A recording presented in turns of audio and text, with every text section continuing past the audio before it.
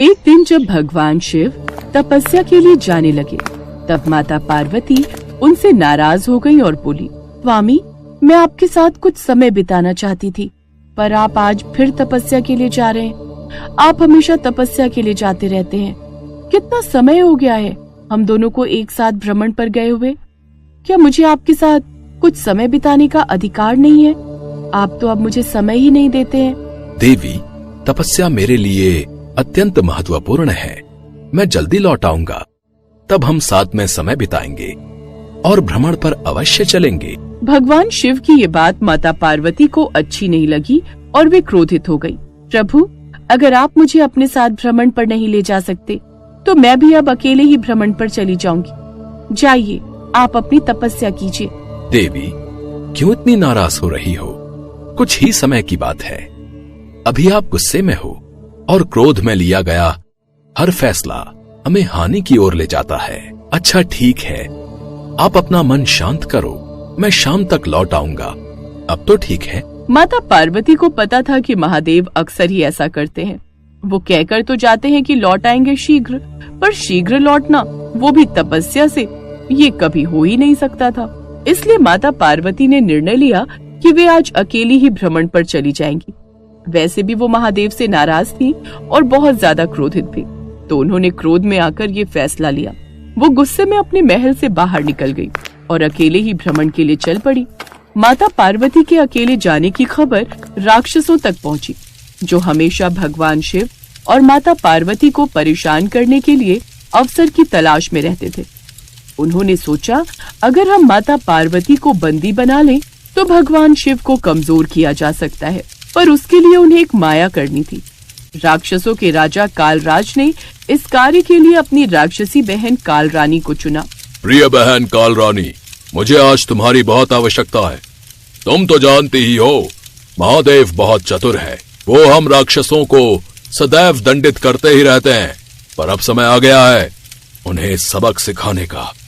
हमारे बहुत से भाई बंधु उनके हाथों मारे जा चुके हैं, और अब हमारे पास बहुत अच्छा मौका है। गुप्तचरों से पता चला है कि पार्वती शिव से नाराज होकर अकेली ही भ्रमण पर निकल गई है। अब हमारे पास बहुत सही समय है कि जब हम पार्वती को बंदी बनाकर अपने पास ले आएं, तो वो शिव भी अपनी पत्नी की तलाश में यहाँ तक अवश्य आएगा। उसके पश्चात हम उसे जो कहेंगे, जैसा कहेंगे, वो वैसा ही करेगा। भैया कालराज, मैं भी कब से उस पार्वती से बदला लेने के बारे में सोच रही हूँ। उसने मेरी बहुत सी बहनों और सखियों को परेशान किया है। मैं अपने माया जाल में फंसाकर उसे यहाँ तक ले आऊंगी।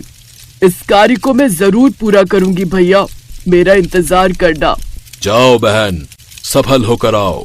राक्षसी कालरानी माता पार्वती की तलाश में निकल पड़ी। आखिर उसे माता पार्वती एक वन में बने तालाब के पास भ्रमण करती हुई दिखाई दे जाती है। राक्षसी कालरानी ने जब माता पार्वती को देखा तो उसने बहुत चालाकी से माता लक्ष्मी का रूप धारण कर लिया और माता पार्वती के पास जा पहुंची। माता पार्वती, जो पहले से ही महादेव से नाराज थी, वो राक्षसी के रूप को पहचान न सकी, क्योंकि उस समय तो उनका सारा ध्यान भगवान शिव पर अपनी नाराजगी निकालने में था। राक्षसी कालरानी ने इसी बात का फायदा उठाया। वो अपनी चिकनी चुपड़ी मीठी मीठी बातों में माता पार्वती को भ्रमित करने लगी। देवी पार्वती, आप यहाँ, और वो भी अकेली? महादेव कहाँ हैं? उन्हें तपस्या से फुर्सत मिले तभी तो मेरे साथ आएंगे। मैं अकेली ही भ्रमण पर निकली हूँ, पर आप भी तो अकेली हैं। अरे मैं तो अब आपसे क्या छुपाऊं। वैसे तो महादेव ने मुझे मना किया था आपको बताने के लिए, पर आपकी यह दशा देखकर मुझसे रहा नहीं जा रहा। सत्य तो यह है कि मुझे महादेव ने ही आपके पास भेजा है। उन्हें लग रहा था कि आप अकेले हो, इसलिए आपको मेरे साथ अकेलापन महसूस नहीं होगा। हम दोनों तो पक्की सहेलियां हैं। महादेव बोले कि मैं आपकी नाराजगी थोड़ी कम कर सकती हूँ, इसलिए मैं आपके साथ समय बिताने और भ्रमण के लिए आ गई। महादेव आपकी चिंता बहुत करते हैं, तभी तो झट से मुझे भेज दिया। हाँ, करते तो हैं, पर मुझे नाराजगी का मौका भी तो वही देते हैं। खैर, अच्छी बात है, अब आप आ गई तो हम दोनों सखियां मिलकर खूब घूमेंगे। तो चलिए ना, आज मैं आपको घुमाती हूँ। हम दोनों एक साथ मिलकर बहुत मजे करेंगे। माता पार्वती राक्षसी कालरानी के साथ घूमने के लिए चल पड़ती हैं। अचानक थोड़ी दूर जाने पर उन्हें नारद मुनि दिखाई दे जाते हैं। अब नारद मुनि को देखकर राक्षसी कालरानी थोड़ा घबरा जाती है। नारायण नारायण। प्रणाम देवी पार्वती, प्रणाम देवी लक्ष्मी। आज दोनों माताओं के एक साथ दर्शन हो गए। वैसे आप इस घने वन में कहाँ घूम रही हैं? देवर्षि नारद, माता लक्ष्मी मेरे साथ भ्रमण पर निकली हैं। बस हम दोनों अलग अलग स्थान का भ्रमण कर रहे थे। हाँ, बहुत समय से हम कहीं घूमने नहीं गए थे, इसलिए सोचा आज भ्रमण पर साथ निकलते हैं। अब अभी चलना चाहिए, हमें बहुत देर हो रही है। हाँ हाँ माते, अवश्य। आप दोनों भ्रमण कीजिए, मैं चलता हूँ। नारायण नारायण। राक्षसी कालरानी ने ऐसा जादुई मायाजाल फैलाया हुआ था कि नारद मुनि भी उसे पहचान नहीं पाए। राक्षसी कालरानी मुस्कुराती हुई माता पार्वती के साथ आगे बढ़ गई। इसके पश्चात नारद मुनि भी अपने रास्ते चल पड़े। चलते चलते अचानक उनकी नजर भगवान विष्णु और माता लक्ष्मी पर पड़ी। वो एकदम अचंभित रह गए। माता, आप इतनी जल्दी माता पार्वती के साथ घूमकर लौट भी आईं। अभी कुछ ही क्षण पहले तो आप माता पार्वती के साथ भ्रमण कर रही थीं। मैं और माता पार्वती के साथ? ऐसा कैसे हो सकता है देवर्षि? आपको कोई भ्रम हुआ है? देवर्षि नारद, देवी लक्ष्मी तो सुबह से ही मेरे साथ हैं, तो आप ऐसे कैसे कह सकते हैं कि ये माता पार्वती के साथ भ्रमण पर गई हैं? हे प्रभु, कहीं मैं दिन में कोई स्वप्न तो नहीं देख रहा? दो लक्ष्मी माता, मैं सत्य कह रहा हूँ प्रभु। मैंने अभी कुछ ही क्षण पहले देवी लक्ष्मी को देवी पार्वती के साथ भ्रमण करते देखा था। एक कार्य करते हैं, हम सब कैलाश पर्वत पर चलते हैं, वहां चलकर ही सब कुछ पता चलेगा। इसके पश्चात देवर्षि नारद और विष्णु भगवान तथा माता लक्ष्मी मिलकर कैलाश पर्वत पर पहुंचते हैं, क्योंकि अब वो तीनों ही बहुत ज्यादा चिंतित हो चुके थे। वहां जाकर उन्हें पता चलता है कि सचमुच देवी पार्वती महल में नहीं है। इतनी देर में महादेव भी आ जाते हैं। तब देवर्षि नारद सारी बात उन्हें बताते हैं। महादेव अपनी दिव्य दृष्टि से सारा सच जान लेते हैं। राक्षसी कालरानी माता पार्वती को महल के भीतर ले जाने ही लगती है कि तभी महादेव वहां पहुंच जाते हैं। उन्हें देखकर माता पार्वती बहुत खुश होती हैं और अचानक उनका भ्रम टूटता है। उन्हें देवी लक्ष्मी की जगह राक्षसी कालरानी दिखाई दे जाती है। अब महादेव के साथ साथ माता पार्वती का भी क्रोध बढ़ जाता है। देखा पार्वती, तुम मुझसे रुष्ट हो गई तो इन दैत्यों को मौका मिल गया। क्रोध किसी आवश्यक कारण किया जाए तो उसका फल प्राप्त होता है, किंतु क्रोध यदि अनावश्यक बातों पर किया जाए तो वो हमारे लिए हानिकारक होता है। आप क्रोध के वश में आकर मुझसे रुष्ट होकर अकेली ही भ्रमण पर निकल गईं। इसी बात का फायदा इन राक्षसों ने उठाया, पर आज मेरे क्रोध की अग्नि में ये सब भस्म हो जाएंगे। मुझे क्षमा कर दीजिए प्रभु, मैंने अनावश्यक ही आप पर क्रोध किया, आपसे नाराज हुई। अब मैं कभी भी छोटी छोटी बातों पर आपसे इस तरह से रूठ कर नहीं जाऊंगी, कभी नाराज नहीं होंगी। पर इन सब का क्या करें? इन्हें तो दंड देना ही होगा। नहीं नहीं, हमें मत मारो, मुझे और मेरे भाई को छोड़ दो। अब हम कभी ऐसी गलती नहीं करेंगे। हाँ प्रभु, हमारे सभी भाई बंधुओं को तो आप पहले ही यमपुरी पहुंचा चुके हो। अब हम दोनों को छोड़ दो, हमें माफ कर दो। हम दोनों भाई बहन यहाँ से चले जाएंगे। राक्षस कालराज और उसकी बहन राक्षसी कालरानी के माफी मांगने पर भगवान शिव और माता पार्वती उन्हें क्षमा कर देते हैं और वहाँ से अंतर्ध्यान हो जाते हैं। माता पार्वती को सकुशल लौटा देखकर भगवान विष्णु, देवी लक्ष्मी और नारद मुनि बहुत प्रसन्न होते हैं। पुराणों में प्रचलित कथा के अनुसार एक बार भगवान शिव और देवी पार्वती घूमते हुए काशी चले गए। वहां भगवान शिव अपना मुंह पूर्व दिशा की ओर करके बैठे थे। तभी पीछे से देवी पार्वती वहां आती हैं और अपने हाथों से भगवान शिव के नेत्रों को बंद कर देती हैं। उनके ऐसा करने से समस्त जगत में अंधकार छा जाता है। जगत को बचाने के लिए भगवान शिव अपनी तीसरी आंख खोल देते हैं। उनकी तीसरी आंख खुलने पर जगत में फिर से रोशनी हो जाती है।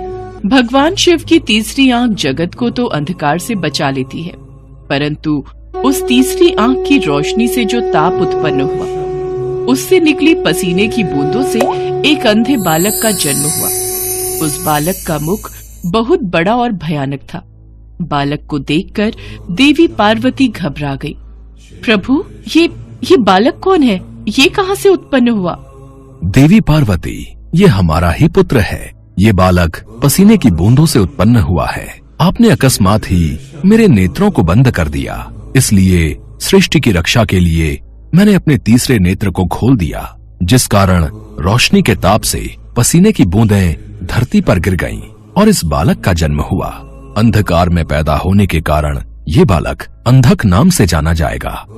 कुछ समय बाद हिरण्याक्ष नाम के असुर ने पुत्र पाने के लिए भगवान शिव की घोर तपस्या की। शिव जी उसकी तपस्या से प्रसन्न होकर उसके समक्ष प्रकट हुए और उससे वरदान मांगने के लिए कहा। तब हिरण्याक्ष बोला, भगवान, मुझे एक पुत्र की कामना है, कृपया मुझे पुत्र प्राप्ति का वरदान दें। हे हिरण्याक्ष, तुम्हारे भाग्य में संतान सुख नहीं है, पर मैं तुम्हें अपने अंश से जन्मे हुए पुत्र अंधक को वरदान के रूप में तुम्हें देता हूँ। आगे चलकर तुम्हारा ये पुत्र महापराक्रमी और महाबलशाली होगा। हे शिव शंकर, आपके अंश से जन्मे पुत्र को पाकर मैं धन्य हो गया। ये कहकर भगवान शिव ने अंधक को हिरण्याक्ष के हाथों में दे दिया। हिरण्याक्ष अंधक को लेकर खुशी खुशी अपने राज्य लौट गया। तभी देवासुर संग्राम छिड़ गया और भगवान विष्णु द्वारा हिरण्याक्ष मारा गया। हिरण्याक्ष का बड़ा भाई हिरण्यकशिपु छिपकर भाग निकला। हिरण्याक्ष के मरने के बाद राजमहल में अंधक की उपेक्षा होने लगी। उसके अन्य चचेरे भाई और संगी साथी उसे चिढ़ाने लगे। इससे अंधक दुखी रहने लगा। एक दिन उनके व्यवहार से तंग आकर वो तपस्या करने निकल पड़ा और एक निर्जन वन में पहुंचकर ब्रह्मा जी की साधना में लीन हो गया। तप करते हुए उसे कई वर्ष बीत गए। उसके तप से प्रसन्न होकर ब्रह्मा जी प्रकट हुए और उससे वर मांगने को कहा। हे पुत्र, मैं तुम्हारी तपस्या से प्रसन्न हूँ, मांगो, तुम्हें क्या वरदान चाहिए?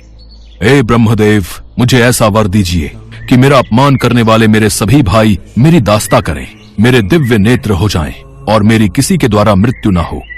हे दैत्यराज, तुम्हारे नेत्र दिव्य हो जाएंगे, तुम्हारे सारे भाई भी तुम्हारी दास्ता स्वीकार कर लेंगे, किंतु काल चक्र का नियम है कि मृत्यु से कोई अछूता नहीं रह सकता। तो फिर ऐसा ही वरदान दीजिए कि मेरे शरीर से निकले रक्त की एक एक बूंद से मेरे जैसे पराक्रमी वीर उत्पन्न हो जाएं और मेरा अंत तभी हो जब मैं अपनी माता पर कुदृष्टि डालूं। तथास्तु।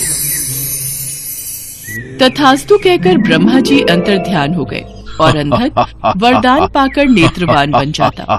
वरदान प्राप्त करके वो बेहद अत्याचारी हो गया। उसके अत्याचारों से नाग, यक्ष तथा देव गंधर्व सभी दुखी रहने लगे। वे सब ब्रह्मा जी की शरण में पहुंचे, किंतु ब्रह्मा जी उन्हें कोई आश्वासन नहीं दे सके, क्योंकि अंधकासुर उन्हीं के वरदान स्वरूप ये उत्पात मचा रहा था। सभी देवता भगवान शिव के पास पहुंचे। हे शिव शंकर, ब्रह्मा जी के वरदान से अंधक ने चारों दिशाओं में उत्पात मचा रखा है, हमारी रक्षा कीजिए प्रभु। आप सब निश्चिंत रहिए, अंधकासुर को उसके पाप का दंड मैं अवश्य दूंगा। शिव पार्वती मंदराचल पर्वत पर ठहरे हुए थे। तभी अंधक अपनी सेना के साथ मंदराचल पर पहुंचा। पर्वत की सुरम्यता देखकर वो खुश होने लगा। कितना सुंदर स्थान है, क्यों ना यहाँ अपने लिए एक स्थायी नगर का निर्माण करा दिया जाए। सेवक, जाओ और कोई उचित स्थान तलाश करो जहाँ हमारे लिए एक शानदार महल बन सके। जो आज्ञा महाराज। आज्ञा पाकर सेवक उचित स्थान की खोज में निकल पड़े। कुछ दूर जाने पर उन्होंने भगवान शिव और देवी पार्वती को देखा। वाह, क्या सुंदरी है, लेकिन ये इस तपस्वी के पास क्या कर रही है? इसे तो राजमहल की शोभा होना चाहिए। चलकर महाराज को सूचित करते हैं। चलो चलो, महाराज को बताते हैं। क्या सुंदरी इस पर्वत पर? जाओ और उस सुंदरी को उठाकर मेरे पास ले आओ और उसके साथ जो तपस्वी पुरुष है उसे कह देना कि मैं दैत्यराज अंधक का दूत हूँ और उनके लिए इस सुंदरी को ले जाना चाहता हूँ। दूत पुनः उसी स्थान पर जा पहुंचा। उसने अंधक का आदेश उन्हें कह सुनाया। इस पर भगवान शिव क्रोधित हो गए। अंधक ने सेना एकत्र की और आक्रमण कर दिया। इस सुंदरी को मैं अपने साथ लेकर ही जाऊंगा। अंधकासुर, कहीं ऐसा ना हो मेरे क्रोध की अग्नि से तुम जल जाओ। घनघोर युद्ध छिड़ गया। भगवान शिव त्रिशूल से प्रहार करते रहे। किंतु उनका हर प्रयत्न विफल हो रहा था। जैसे ही अंधक का कोई अंग घायल होता, उससे रक्त निकलता और उस रक्त से उस जैसे ही अनेक दैत्य पैदा हो जाते थे। उधर शुक्राचार्य अपनी संजीवनी विद्या के बल पर मरे हुए दैत्यों को पुनः जीवित कर देते थे। ये सब शुक्राचार्य के कारण हो रहा है। नंदी आदि गण जाओ और शुक्राचार्य को बांध कर यहाँ ले आओ, ताकि वे दैत्यों को पुनः जीवित न कर सके। जो आज्ञा प्रभु। कुछ समय पश्चात सभी शिवगण शुक्राचार्य को बांध कर ले आए और उन्हें शिव के सम्मुख खड़ा कर दिया। शिव जी ने शुक्राचार्य को अपने उदर में ले लिया और अंधक को त्रिशूल के ऊपर टांग दिया। वो त्रिशूल पर टंगा टंगा ही शिव का जाप करता हुआ अपनी भूल का प्रायश्चित करने लगा। अंधकासुर जान चुका था कि माता पार्वती उसकी माता है। भगवान, मुझे क्षमा करें, मुझसे बहुत बड़ा अपराध हो गया था। मैंने माता पार्वती पर कुदृष्टि डाली। माते, मुझे क्षमा कर दीजिए। अब से मैं आपकी सेवा में रहूंगा और कभी भी अपने अंदर दैत्य भाव को जागृत न होने दूंगा, न ही देव विरोधी कार्य करूंगा। प्रभु, मैं चाहता हूं कि मुझे दिव्य दृष्टि प्राप्त हो जाए। आज से मैं हर समय आपकी सेवा में दास की तरह उपस्थित रहूं। मेरे समस्त विकार धुल जाएं। प्रभु, अंधक को क्षमा कर दीजिए, क्योंकि जब ये उत्पन्न हुआ था उस समय अंधकार था। उसी अंधकार की भांति इसका मन भी अंधकारवश ऐसा हो गया। अब पश्चाताप के आंसुओं से इसका मन स्वच्छ और निर्मल हो गया है। देवी पार्वती, अंधकासुर की भांति गुरु शुक्राचार्य भी मेरे उदर में क्षमा याचना कर रहे हैं। हे शिव शंकर, हे भोलेनाथ, मेरा अपराध क्षमा कीजिए। मुझे अपने उदर से बाहर निकालिए प्रभु, मुझे क्षमा कीजिए। ओम नमः शिवाय, ओम नमः शिवाय, ओम नमः शिवाय। अंधकासुर और गुरु शुक्राचार्य की विनती करने पर भगवान भोलेनाथ उन दोनों को क्षमा कर देते हैं। गुरु शुक्राचार्य भगवान भोलेनाथ के उदर से बाहर आ जाते हैं। इसके पश्चात अंधकासुर को क्षमादान देकर भगवान भोलेनाथ अंधकासुर को अपने शिव गणों में स्थान देते हैं और अंधकासुर भगवान भोलेनाथ और माता पार्वती की सेवा में अपना जीवन समर्पण कर देता है।